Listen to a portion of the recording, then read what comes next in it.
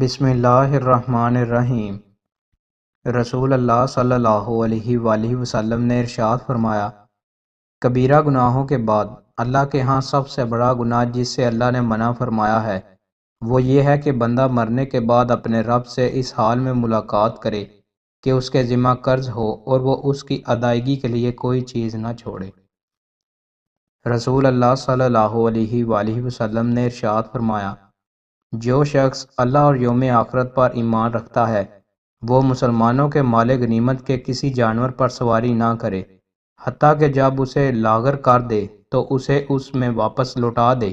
اور جو شخص اللہ اور یوم آخرت پر ایمان رکھتا ہے وہ مسلمانوں کے مال غنیمت میں سے کوئی کپڑا نہ پہنے حتیٰ کہ جب اسے بوسیدہ کر دے تو اسے اس میں واپس کر دے۔ رسول اللہ صلی اللہ علیہ وآلہ وسلم نے ارشاد فرمایا، جو شخص جمعہ کے دن غسل کر کے اچھا لباس پہن کر اور اگر خوشبو ہو تو اسے لگا کر جمعہ کے لیے آئے اور لوگوں کی گردنیں نہ پھلانگے، پھر جس قدر اللہ نے اس کے مقدر میں کیا ہے نماز پڑھے، اور پھر جب امام ممبر پر آ جائے تو نماز مکمل ہو جانے تک خاموشی اختیار کرے، تو یہ سارا اہتمام اس کے اس اور سابقہ جمعہ کے مابین ہونے والے گناہوں کا کفارہ ہوگا۔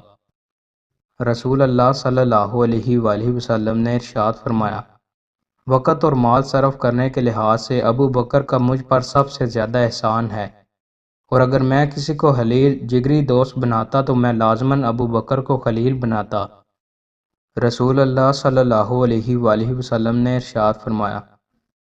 لوگوں کو روز قیامت سفید سرخی مائل زمین پر جمع کیا جائے گا، وہ زمین میدے کی روٹی کی طرح ہوگی، اس میں کسی کے لیے کوئی نشان نہیں ہوگا۔ رسول اللہ صلی اللہ علیہ وآلہ وسلم نے ارشاد فرمایا، تین قسم کے لوگوں کی نماز ان کے کانوں سے آگے نہیں جاتی، مفرور غلام حتیٰ کہ وہ واپس آ جائے، وہ عورت جو اس حال میں رات بسر کرے کہ اس کا خاوند اس پر ناراض ہو،